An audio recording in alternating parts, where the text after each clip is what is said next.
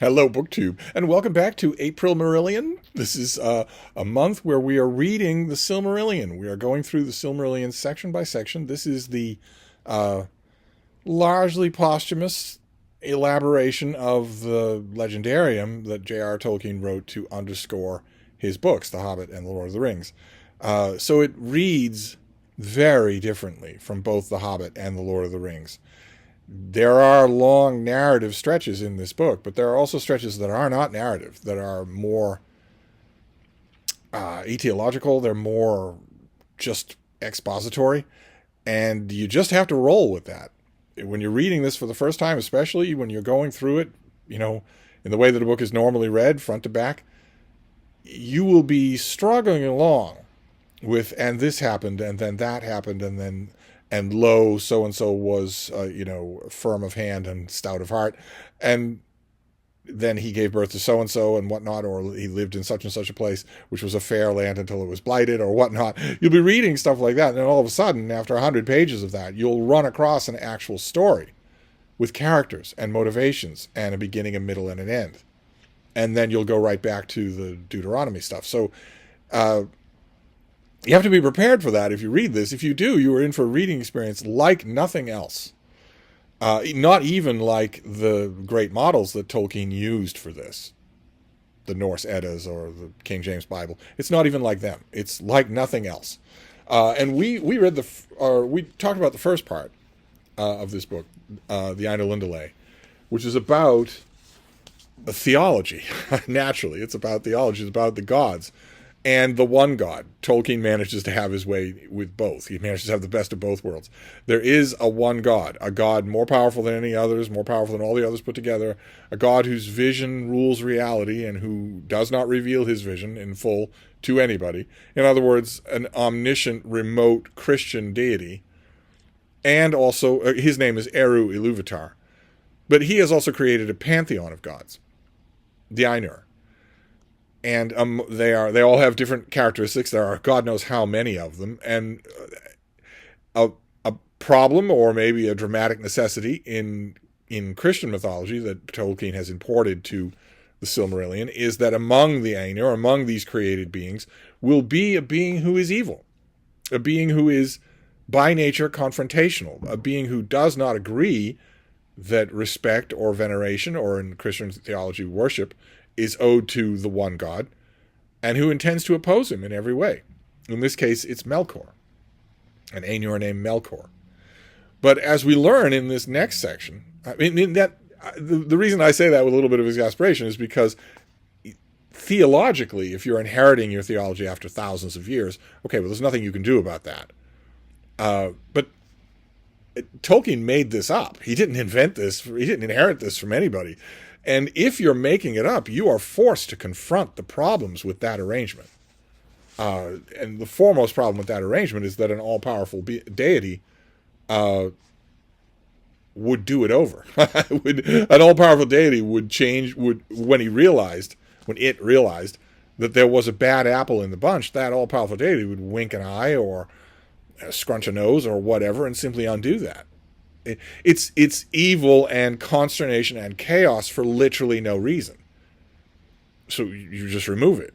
Everything would be better without Melkor. And that's just the simple truth. I know that there are all sorts of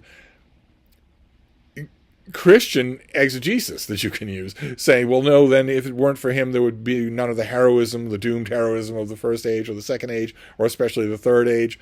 If it weren't for Melkor and his evil servant, there wouldn't be any of that, and those things are good of their own. No. No, that doesn't work. There is no justification for evil. If you have the complete ability to simply blink it out of existence and you don't do it, you're complicit with it. There's none of the Christian justification of saying, well, yes, God allowed this innocent child to develop bone cancer, but there is at least a silver lining in that it brought out the best in the heroic compassion of all the grieving relatives. No. And if that's insupportable when it comes to theologies that actually exist in the world and govern educational systems and societies, it's less and less excusable if it's a system that you've made up. So we just have to You just have to take that. Tolkien is the master here. We just have to take that he has done that. He's created Eru Illuvatar. Eru Illuvatar has created all the other Ainur, and one of them is Melkor, who is evil, and who seems to be able to thwart the will and collective action of all the others, even though we're told that almost all of them are his equals. We get that in the first book, in the Ainur Undulae. There is a great song. In the void out beyond all of existence, there is a great song. And unbeknownst to the Ainur, that song and all of its cadences and all of its various verses, some of which are marred or ruled by Melkor, unbeknownst to them, that song is creating a world. Ea. It's creating a world out there in the void. And then Eru, when the song is over, Eru takes them there and shows them to it. He shows them this world. And some of the Ainur, not all of them, we don't know how many Ainur there are, but some of them decide to enter into that world, to go into it and actually walk around in it. And these are called by the elders, by the elder dwarf, or the elves, the Valar. And in the next bit of the book, the first two bits of the book are short, so we can deal with them very quickly, and all in one video. The next book is the Valaquenta, and that is the story of the Valar. So the Valaquenta is not talking about the Ainur. It's talking about the Valar who have entered into Arda and are starting to walk around in it, and who are therefore, because they're interacting with the physical world and with the firstborn, the elves who will awaken in that world, they are known to the elves. And that allows them to enter into the record with far more detail, because at the back of the Silmarillion, Tolkien is kind of interested in how anybody knows any of this. Tolkien is very, very much thinking of medieval manuscripts. He's very much thinking of literary history. So for him, he doesn't really like the idea that he, as the author, is just going to say so. He wants there to be a way to derive the knowledge. Where are you getting this? And we're told that. We're told, let's see if I can find the spot here. The great among these spirits the elf named the Valar, the powers of Arda, and men have often called them gods. The lords of the Valar are 7, and the Valier, the queens of the Valar, are 7 also. These were their names in the elvish tongue as it was spoken in Valinor, though they have had other names in the speeches of elves and Middle-earth, and their names among men are manifold.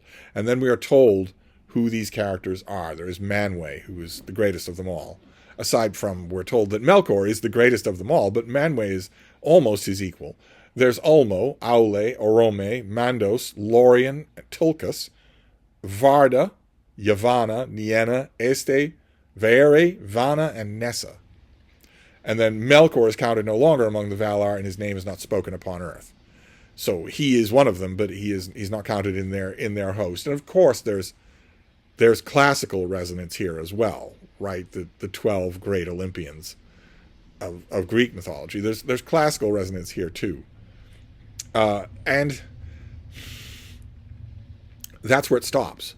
That's where the resonance stops, because in classical mythology, yes, there are the 12 great Olympians, but Jupiter is the greatest by far. As he tells the Olympians in Homer, he tells the Olympians, "If all of you banded together against me, you couldn't do anything to stop me. I'm effortlessly more powerful than all of you put together." Okay, that makes sense, I guess. In a way, if you're going to make up these beings, that makes sense. That Eru would be that one. But here, you get the problems of Christianity, because in Christianity, there's God, and he is all-knowing, all-powerful, all-seeing, all-caring. There is the triune nature of the God. There is the Holy Spirit and the Son. They are also all-knowing and all-powerful. And yet, there's Satan, who they allow to exist when he can do nothing except oppose their will and to spoil their creation. He is irredeemable. I presume that he is irredeemable. So it's an evil that, if we're to believe that kind of theology, God could wipe out of existence, just think out of existence. He doesn't do it. And the same thing is true here. Tolkien's Christianity afflicts this mythology, because Melkor is part of all this. His name might not be spoken upon earth, but he can thwart the will of all of the Valar. unless they move against him all in unison, which they barely ever bother themselves to do. We're told in the first part of the book that whenever they raise up a mountain, he lowers it. Whenever they create something beautiful, he mars it. We're going to see that continues to be true, but not in this chapter. This chapter is very short. The Valaquenta is just telling us about the Valar. So it's named them, and then it tells us what each of them is like. Let me give you an example. Orome is a mighty lord. If he is less strong than Tulkas, Tulkas is kind of the Hercules figure here, or the Thor figure, he is more dreadful in anger, whereas Tulkas laughs ever, in sport or in war, and even in the face of Melkor he laughed in battles before the elves were born. Tulkas is Melkor's great nemesis because he's so physically strong that if he grabs hold of Melkor, the fight is over. Orome loved the lands of Middle-earth, and he left them unwillingly and came last to Valinor. And often of old he passed back and east over the mountains and returned with his host to the hills and the plains. He is a hunter of monsters and fell beasts, and he delights in horses and in hounds, and in all trees he loves, for which reason he is called Aldaron, and by the Sindar Tauron, the lord of forests. Nahar is the name of his horse, white in the sun and shining silver at night. A little bit of a foreshadowing there of shadow facts. The Valorama is the name of his great horn, the sound of which is like the upgoing of the sun in scarlet, or the sheer lightning cleaving the clouds. Above all horns of his host it is heard in the woods that Yavanna brought forth in Valinor, and from there Orome would train his folk and his beast for the pursuit of evil creatures of Melkor. The spouse of Orome was Vanna, the ever-young. She is the younger sister of Yavanna. All flowers spring as she passes, and open if she glances upon them, and all birds sing at her coming. Okay, we can leave the little lady aside for the moment and just talk about Orome here, because this is a thing that happens throughout the Silmarillion. Tolkien lays out what he's talking about, and then as he goes along, subtly, very quietly, he slips in extra details. Fell beasts and monsters? They must be, we can intuit that they, since they're called of Melkor, we can assume that they were part of the themes of music that Melkor introduced before the beginning of the world. We can assume, at least we can hope, that fell beasts and horrible monsters were not part of Eru's vision of Arda, that they're part of Melkor's vision. But there are monsters to be hunted. And Orome, despite being a god, uses a horse and a hound or a horn to blow, because, as we're told, when they walk in the world, they walk as mortal beings. They are not mortal, but they walk in that form. These are the names of the Valar, and here is told in brief their likeness, such as the Eldar beheld them in Aman. But fair and noble as were the forms in which they were manifest to the children of Ilúvatar, they were but a veil upon their beauty and their power.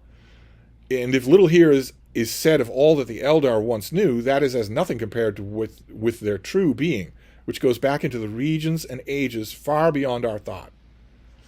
So they clothe themselves in flesh, and that allows the very oldest elves in Aman to actually know them, to actually interact with them, which is where this knowledge is coming from. We get their description, and then we get two other sections. One is of the Maiar. So not the Eldar, the Maiar.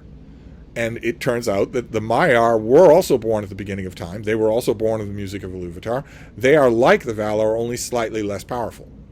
They serve the Valar. But they, too, are formless beings, eternal beings, beings of energy, presumably beings with a huge amount of power, and we get them described. With the Valar came other spirits whose being also began before the world, and of the same order as the Valar, but of lesser degree. These are the Maiar, the people of the Valar, and their servants and helpers. Their number is not known to the elves, and few have names in any tongues of the children of Ilúvatar.